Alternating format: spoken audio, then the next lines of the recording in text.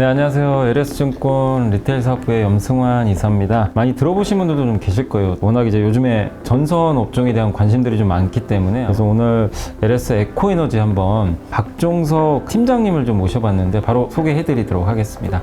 팀장님 안녕하세요. 네, 안녕하세요. 네. 자, LS 에코에너지가 사실은 이제 저도 베트남 회사로 좀 알고 있는데 그래도 이게 좀 생소하신 분들 계시니까 어떤 사업을 하고 있는지 한번 사업 소개해 주시면 좋을 것 같아요. 일단 LS 에코에너지는 2015년에 설립된 기업이고요. 외국 기업 지배 지주회사로서 설립을 좀 했다라고 보시면 됩니다.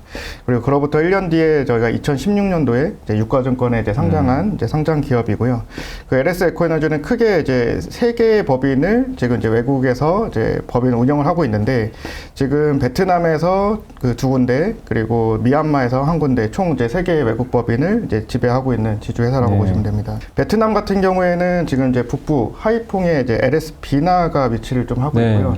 그리고 베트남 남부 호찌민에는 이제 LS CV가 좀 이제 위치를 하고 있다라고 보시면 됩니다. 그래서 LS 비나 같은 경우에는 이제 1996년 대한민국과 이제 베트남이 그 수교를 맺은 이후에 처음으로 베트남에 진출한 기업이다라고 보시면 되고 그때부터 지금 현재까지 약 30년의 업력을 유지를 하고 있는 이제 기업이다라고 보시면 됩니다. 그리고 이제 LS CV 같은 경우에는 이제 2006년에 이제 베트남 남부의 전력망 공급을 위해서 설립이 됐다라고 보시면 되고 비나 같은 경우에는 이제 뭐 전력선 그 중에서도 이제 뭐 HV, MV, LV 이렇게 초고압, 중압, 저압 케이블을 좀 생산을 하고 있고 그리고 이제 뭐 가공선이라든지 소재 사업 이런 것들을 좀 이제 진행을 하고 있습니다. LS CV 같은 경우에는 이제 전력선 중에서도 이제 MV와 LV 이게 중압하고 이제 저압만 이제 생산을 좀 하고 있고요. 그리고 통신선 중에서도 UTP와 그리고 광 케이블을 좀 이제 생산을 좀 하고 있는 상황입니다. 그리고 그 고부가 제품이 이제 버스닥트라고 하는 제품도 좀 이제 생산을 좀 하고 있고 이제 앞으로 이제 이런 부분들에 대해서 사업을 더 이제 확장을 시켜 나갈 그런 계획을 가지고 있다라고 보시면 됩니다. 근데 이게 각각 법인이잖아요. 근데 이렇게 꼭 굳이 이렇게 나눴던 이유가 있나요? 이게 하나의 회사에서 이렇게 좀 사업부로 하는 게 아니라 법인을 좀 설립한 이유가 혹시 있는 건가요? 이렇게? 일단은 그 베트남의 그 지리적 그 나라 모양새를 좀 보시면 그 남북으로 길게 뻗은 나라이거든요. 근데 이제 지금 LS 비나 같은 경우에는 그 북부 중에서도 이제 그 위쪽에 그 하노이 수도 그 오른쪽에 그 항구 도시 하이퐁의 위치를 좀 하고 있다 보니까 그 남부 지역의 전력 영업에 대한 물량들을 이제 담당을 이제 LS CV에서 좀 이제 하게끔 하기 위해서 남쪽에 좀 세워진 부분들이 있고요.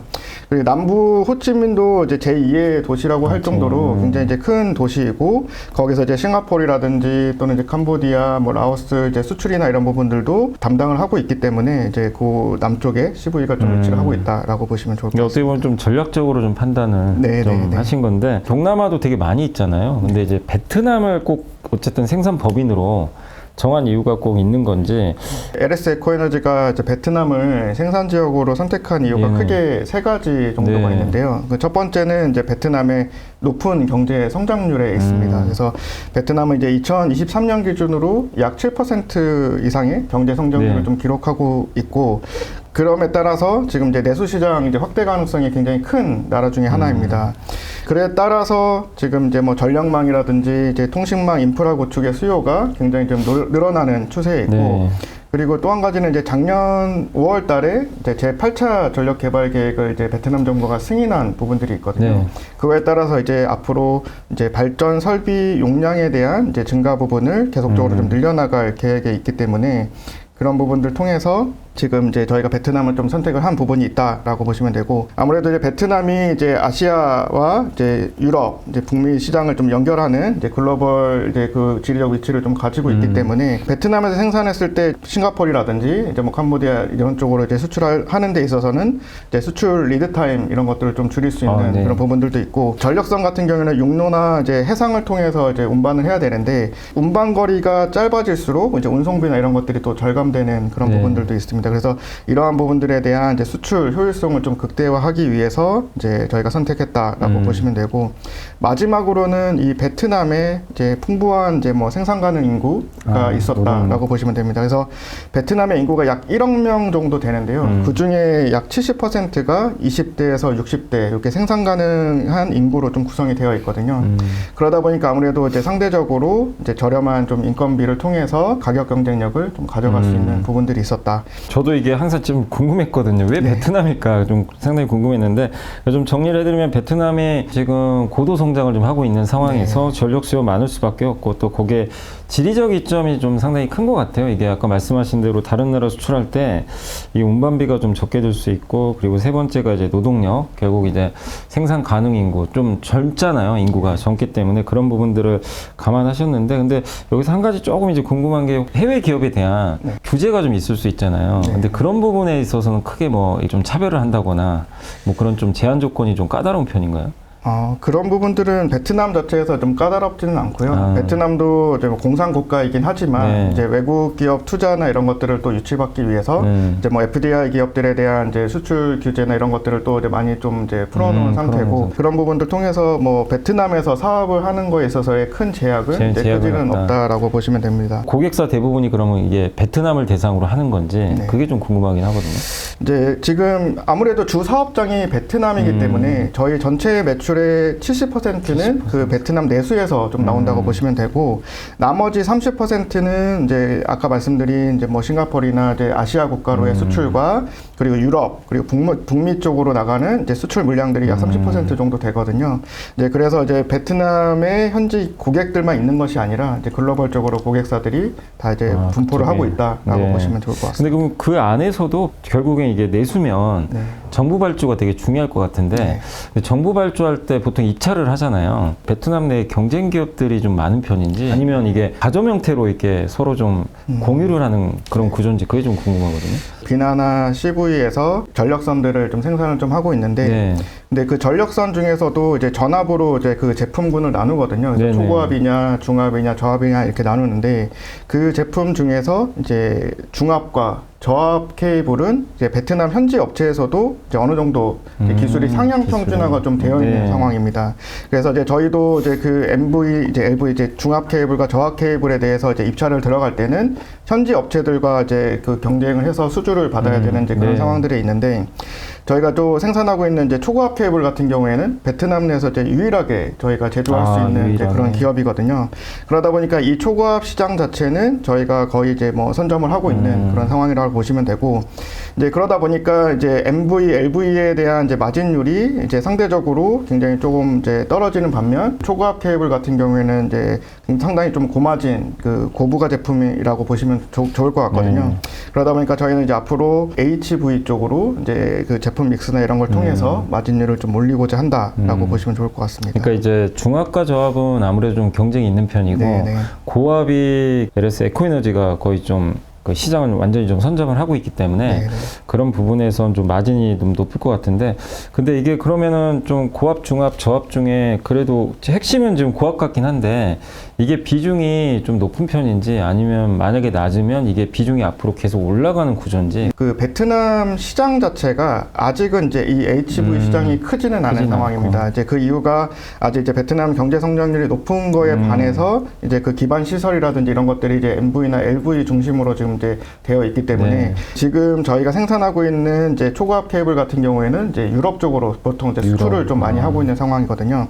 다만 아까 이제 제가 설명드렸던 것처럼 베트남 정부가 이제 작년 5월달에 그 제8차 전력 개발 계획을 이제 수립을 했고 그에 따라서 이제 발전 설비 용량을 계속 늘려나갈 계획을 갖고 있기 때문에 이 발전 설비 용량이 이제 늘어날수록 이 도심으로 이제 초고압 케이블을 통해서 이제 공급하는 그런 이제 니즈들이 굉장히 좀 높아질 거라고 저희는 판단을 하고 있고 그에 따라서 초고압 케이블에 대한 시장이 굉장히 좀 늘어날 거다라고 저희는 좀 판단을 하고 있습니다. 내수는 아직 그렇게 뭐 크게 열리지 않았지만 이제 열릴 가능성이 높아진 상태에서 그리고 내수가 좀 부족하더라도 이게 또 유럽이나 이런 쪽으로 수출하는 교두보니까 상당히 앞으로 요 초고압 시장에서 어떤 좀 성장을 보일지도 한번 이제 여러분들이 좀 관심 가지시고 그 다음에 이제 그 LS 비나가 이제 주로 전력 케이블 같은 거 하잖아요.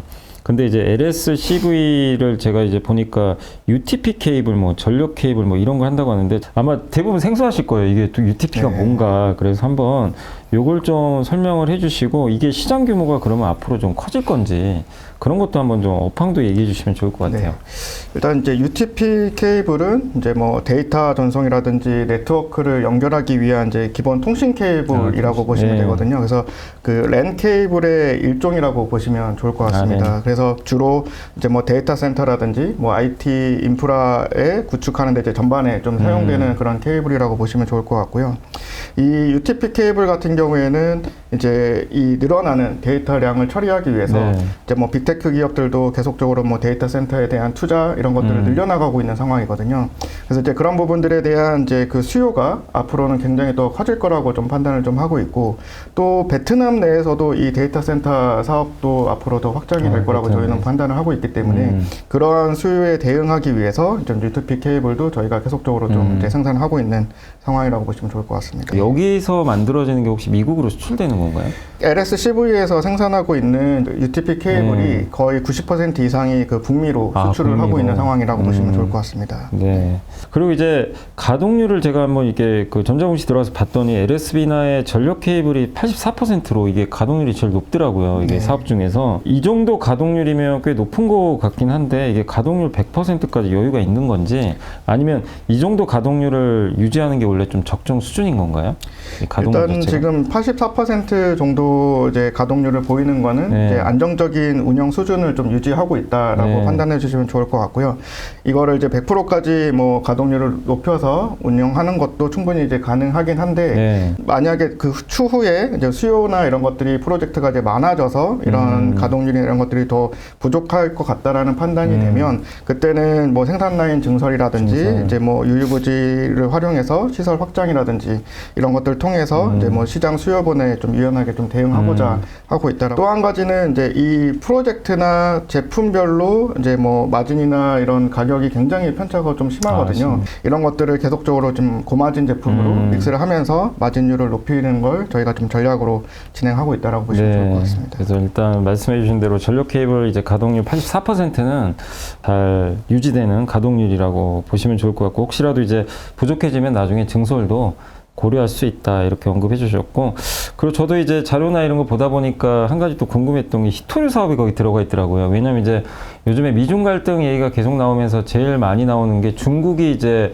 미국을 괴롭힐 것 중에 하나가 히토류다. 히토리 뭐 수출 안 해가지고 미국을 좀 옥죄일 거다라는 그런 얘기가 많은데 그래서 이제 대체 국가로 항상 얘기 나오는 게 저도 이제 베트남으로 많이 들었거든요. 근데 여기 사업에 보니까 연간 500톤 이상의 히토리 공급을 할 계획이라고 이렇게 돼 있는데 지금 이게 결국 돈을 벌어야 되는 사업이잖아요. 그러니까 LS 에코에너지는 이걸로 뭐 충분한 좀 수익을 낼 수 있다고 좀 생각을 하고 계신지 한번 그런 부분들 궁금하거든요. 일단 저희가 이제 공급받은 히토류 산화물은 이제 연구자석 제조사에게 좀 공급할 계획이다라고 보시면 좋을 것 같고요. 이렇게 만들어진 연구자석은 뭐 전기차 모터라든지 네, 모터. 또는 풍력 발전기 부품 또는 뭐 스마트 전자기기 이런데 핵심적으로 사용되는 이제 부품이라고 보시면 됩니다. 저희가 이제 히토류 산화물을 이제 그 베트남 강산업체로부터 이제 공급받기로 이제 계약을 체결을 했고 이 산화물에 대한 이제 유통 사업을 저희가 진행을 하게 됩니다. 그래서 저희 공급 물량은 총 약 500톤 정도 연간 500톤 정도를 이제 공급받을 예정이고 이 500톤을 모두 유통을 한다고 가정했을 때 매출액은 한 450억 정도 450억. 저희가 좀 그 가정을 좀 하고 있고요. 그리고 이제 추후에는 이 산화물을 토대로 이제 금속 합금을 만드는 이제 사업도 저희가 추진을 하려고 하고 있습니다. 이 히토류 사업은 저희 그 모회사인 그 LS 전선의 그 연구자석 밸류체인 사업 중에 일환으로 좀 진행이 되는 거거든요. 그래서 제가 아까 말씀드린 첫 번째가 이제 산화물 공급망을 확보하는 게 첫 번째 단계고요.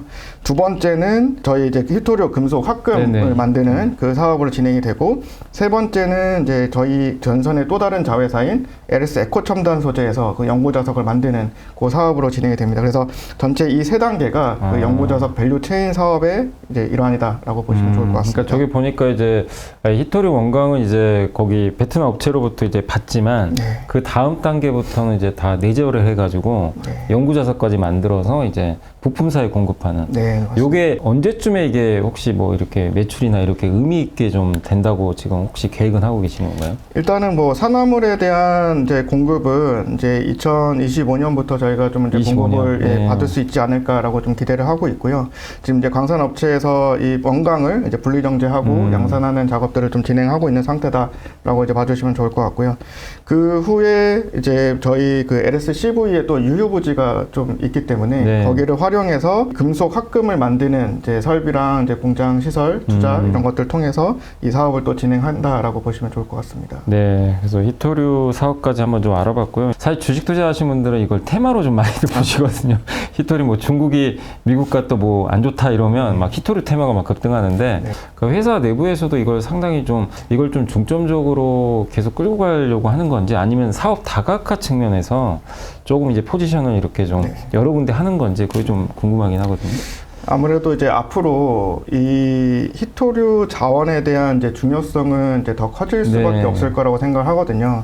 지금 이제 뭐 전기차 시장이 잠깐 뭐 캐즘이 왔다고 얘기를 하지만 향후에는 이제 화석 연료인 이제 그 자동차보다는 이제 앞으로 뭐 전기차로 계속적으로 좀 대체가 될 것이고 그리고 또 해상 풍력도 시장이 계속 앞으로 이제 커질 것인데 그에 따른 이제 뭐 그 풍력 발전에 들어가는 이제 연구 자석 모터 네. 이런 부분들도 계속적으로 늘어날 수밖에 없는 그런 상황들이 있기 때문에 이 히토류 자원에 대한 중요성은 저희 회사에서도 이제 충분히 좀 인지를 하고 있는 상황이고 이 LS 에코에너지 좀 관심 있는 분이나 또 주주분들 관점에서는 이 히토류 사업도 하나의 좀 중요한 좀 사업이 또 될 수 있기 때문에 어떤 식으로 좀 이제 앞으로 업데이트 될지 계속 관심을 가져보시면 좋을 것 같습니다. 여러 가지 제가 또 궁금한 것들 질문했는데 다음 2부에 찾아뵙겠습니다. 감사합니다.